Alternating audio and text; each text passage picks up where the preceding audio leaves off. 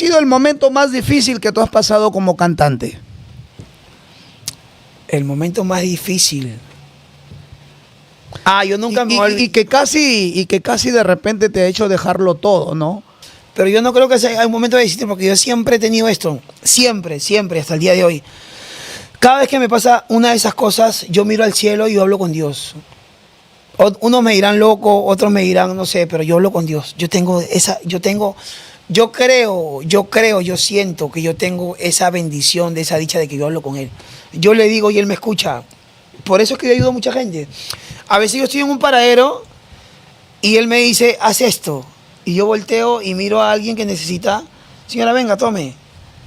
No soy yo, es Él. Él me dice, oye, compadre, hazlo porque yo te estoy proveyendo. Él me provee. O sea, yo todo lo que tengo, todo lo que es aquí, es por la misericordia de Él. Él me dice, toma, este es tuyo, pero quiero que ayudes a la gente.